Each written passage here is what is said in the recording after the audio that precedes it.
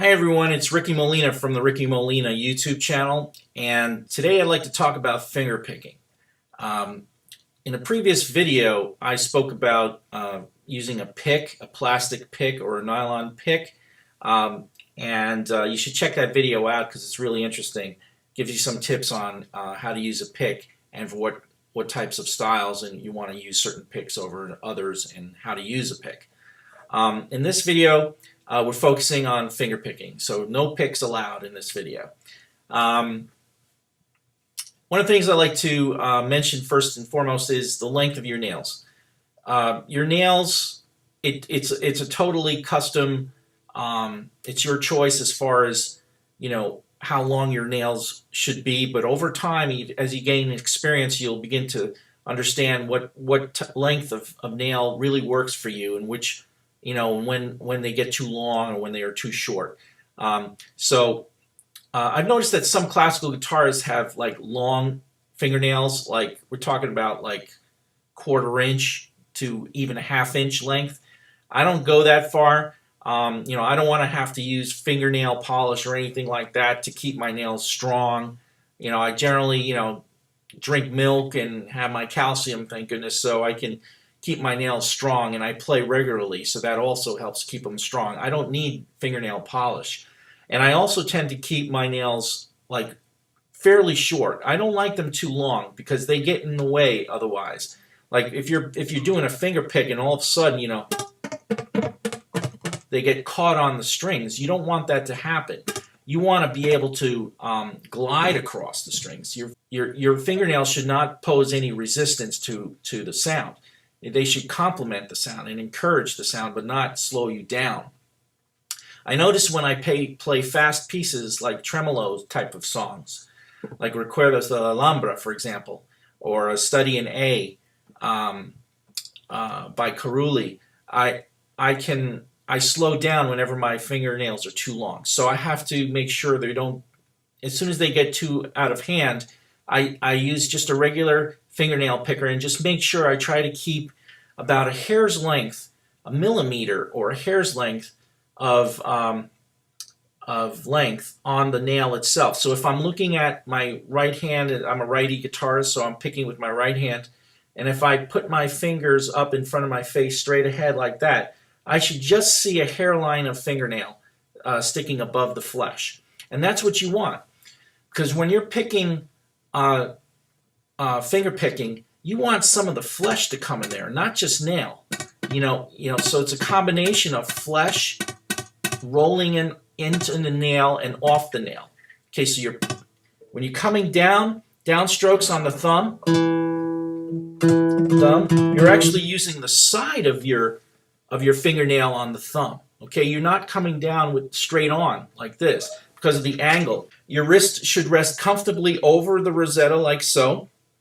If you want a more mellow sound, you can try to extend it this way. If you want a tinnier, trebly, more harsh sound, you kind of slide it back towards the bridge for certain effects, as opposed to picking like a harp up here.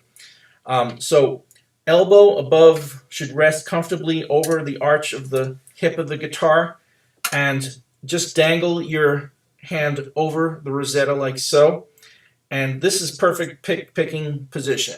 So now you can actually, as you can see possibly from this video, you're actually coming down with the thumb on the side of the thumb, and then you're going to be picking upwards with the other 3 main fingers.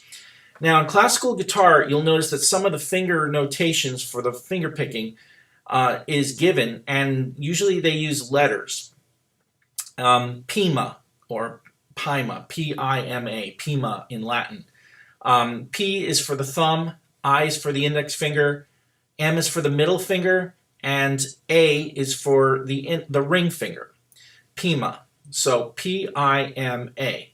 And the pinky is not really given a letter per se, but it's used a lot in flamenco type of music. So definitely, keep your nails reasonably, at a reasonable length on your pinky as well. Okay, you don't want to keep that, filed down at all, because You're going to use it in like when you're doing like a fan out kind of a rhythm, when you're fanning out over the strings, like in flamenco.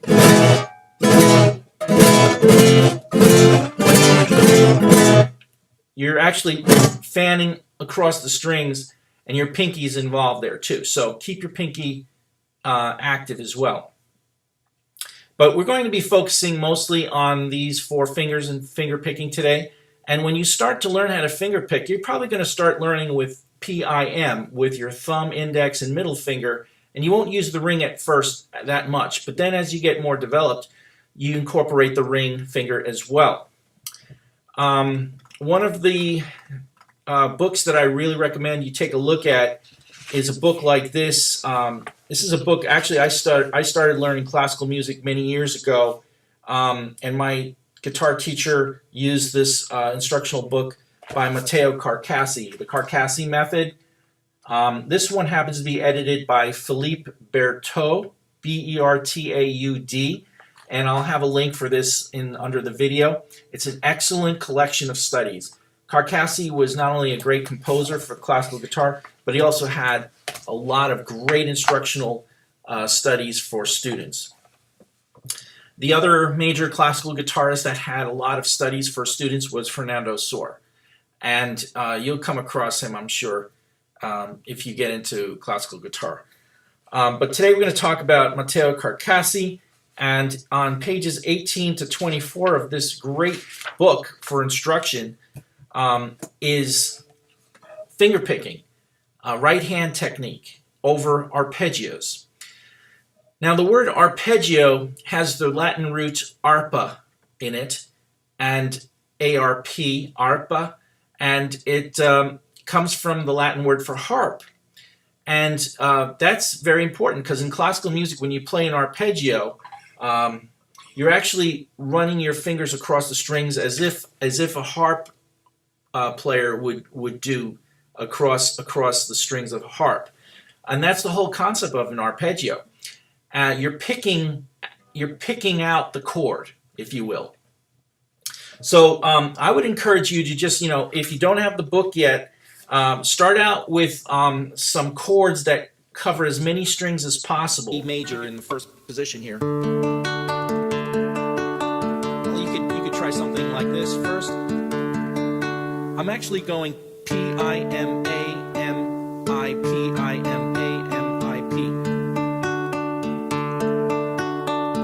That's not a bad way to start, actually. But I think what you want to try to work towards is try to get some 6-string chords in there. So like say a C major with a G in the bass, that would be a really nice chord to practice arpeggios with. And you can just try going across the strings from the lower strings to the high string and back down to the low strings and so on. Sort of like a harpist would sweep across the strings very nicely. And then you want to start slowly and then work your way up in speed. Be like something like this.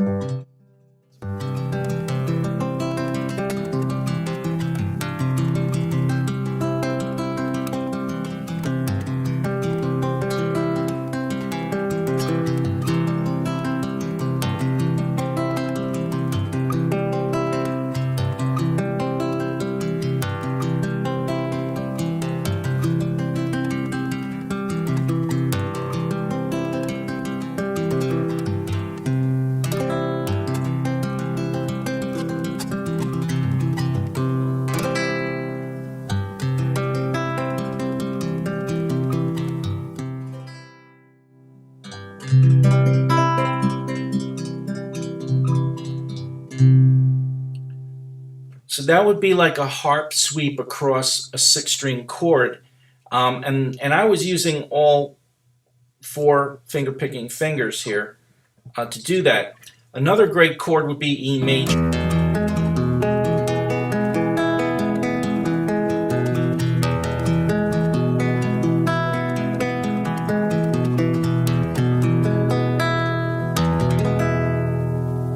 Now if you notice, the bass strings were ringing a little bit louder and longer than the upper strings, and that's really kind of good to develop an ear for that as well.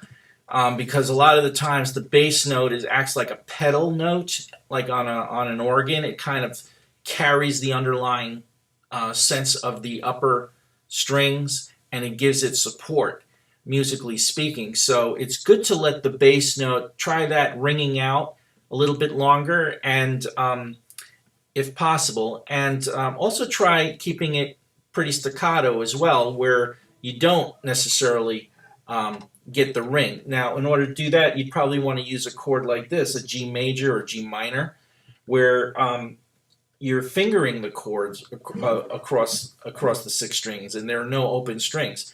So it's a lot easier to mute or to control the resonance or vibrato or tremolo of a note. So if you want to control the bass note,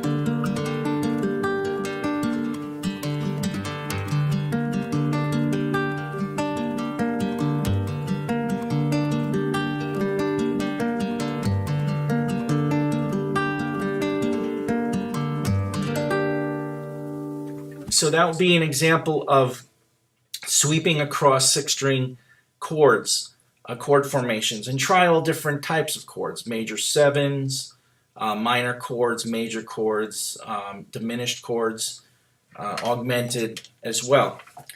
But today I'd like to just talk a little bit about Matteo Carcassi, and we're going to go through just a few of these exercises. So what you want to do in all cases is start slow, and then build up a little bit of speed, and then use a metronome to sort of clock your tempo, your beat. You want to be picking on the beat if possible, not straying too far from it, so then it doesn't sound too loose. You want to keep sort of on the rhythm, okay? But start out, nice and slowly. So here's the first one, C major. Everything's pretty much in C major, and so that makes things like very easy for the beginning student. Even in intermediate students, this is an excellent set of exercises for arpeggio warm-ups. So like...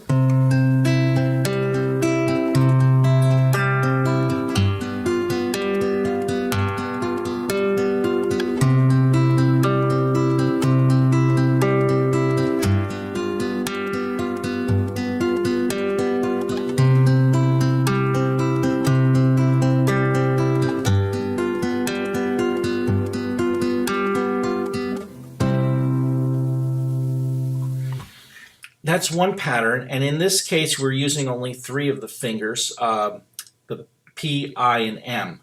We're using thumb, index, and middle finger for that. So only 3. Here's another example.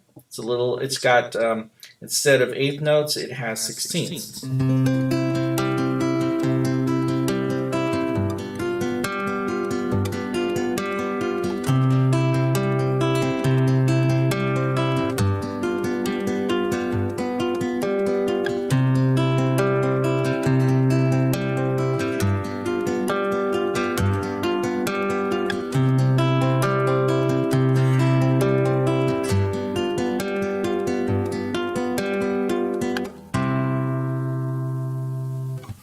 Okay, there's a faster rhythm there.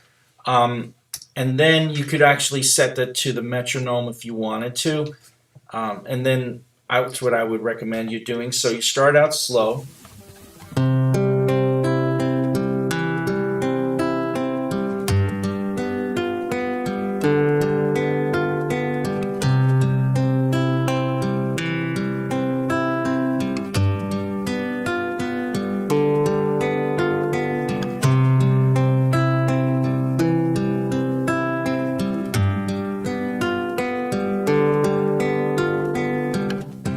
In that case, we were using 4 fingers. We were using the ring finger on the upper string, on the high E string. And that's a very nice little arpeggio to practice. See if we get a little tempo going in there. 1, 2, 3, 4.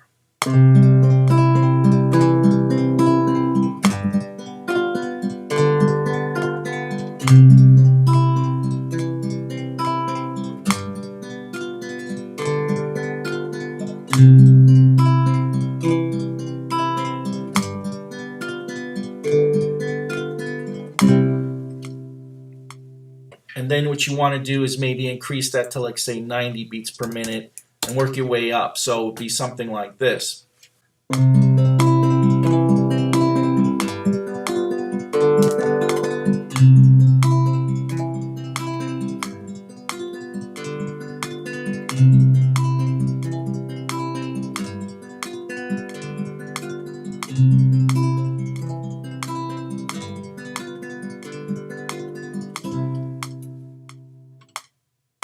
Okay, and that's how you would basically do it. You would work your way up in terms of speed. Now you can go even faster as you, up to 100 beats per minute, 120 beats per minute. In this case, we're going to be picking the bass note with the thumb and actually doing three notes at once. We'll be playing the fifth, the third, and the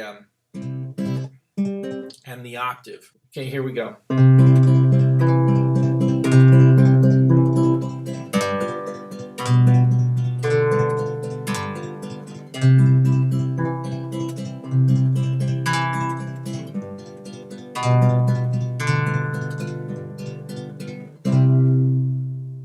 So as you can see, there are all these different patterns for picking. There is no rule as to how you should pick a chord or to pick an arpeggio. Arpeggio in jazz refers to something more like being able to outline a chord even with a pick. So if you had a C minor 7 chord like that, you would, in classical music, if you wanted to arpeggiate it, you would be able to do something like this.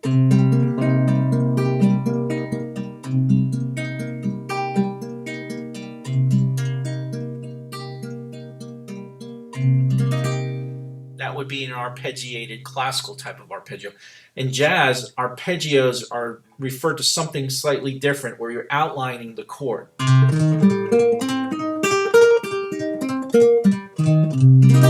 It's almost more for a soloing concept than an accompaniment. That would be an arpeggiated chord in jazz guitar. But in classical guitar, you're playing it more like a harp.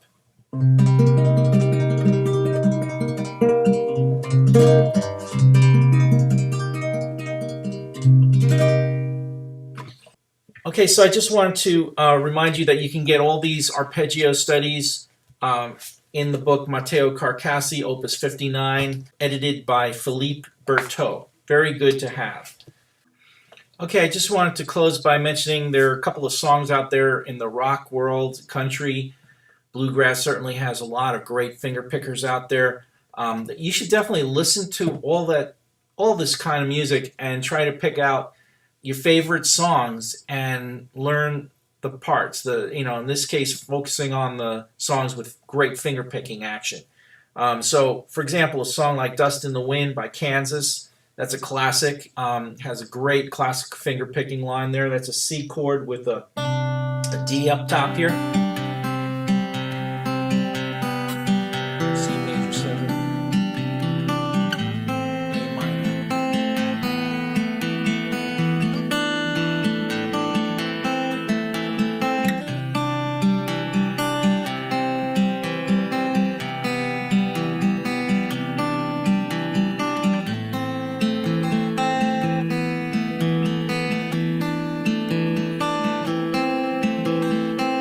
That's a great intro. Let's play a little faster.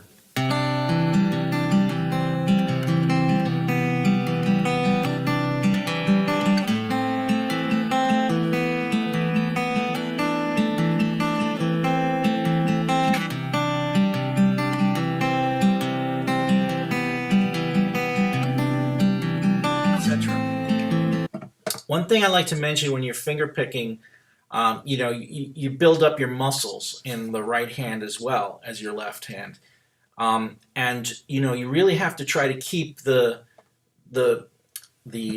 dynamics, the loudness of the volume up. Don't quiet down too much, and that takes a little bit of muscle development over time. It doesn't come immediately, but learn to incorporate that also.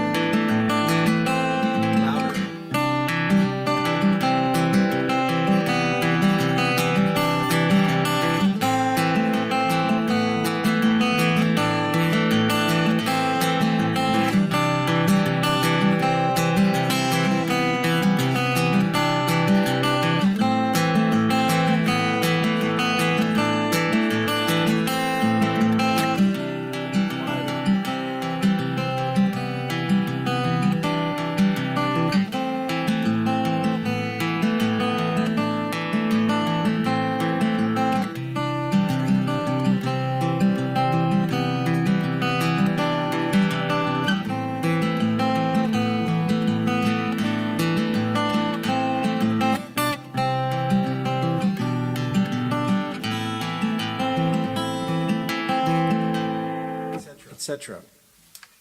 There's another great rock song out there by the Allman Brothers again, Little Martha. 1, 2, 3, 4.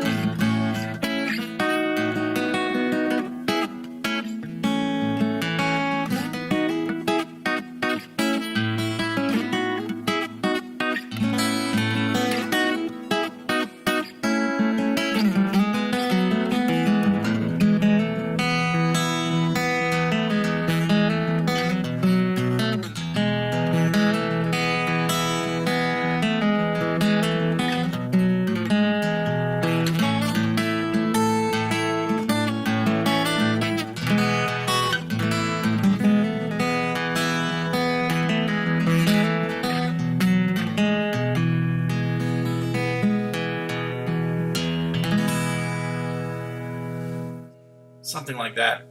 That's Little Martha. Okay, the last song I'd like to share with you is for fingerpicking style, an example, and I think is worth checking out. Really is a beautiful song called Watershed from the Indigo Girls. And it's got an open tuning here in D. So you got to tune the bass string down 2 steps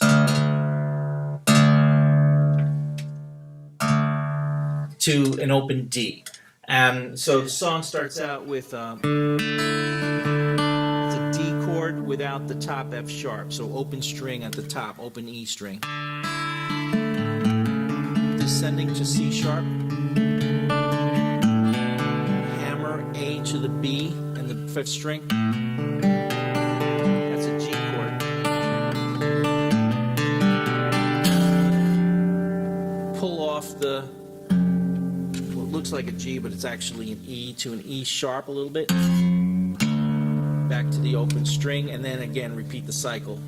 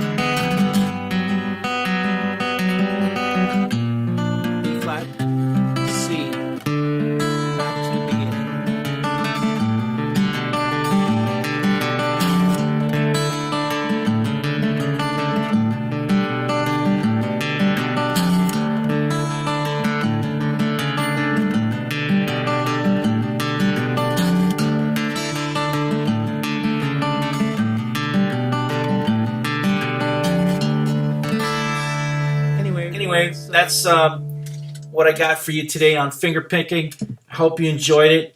Check out these songs when you get a chance. Leave a comment underneath, subscribe, like, share, and I hope you enjoy this video. See you next time. Thanks.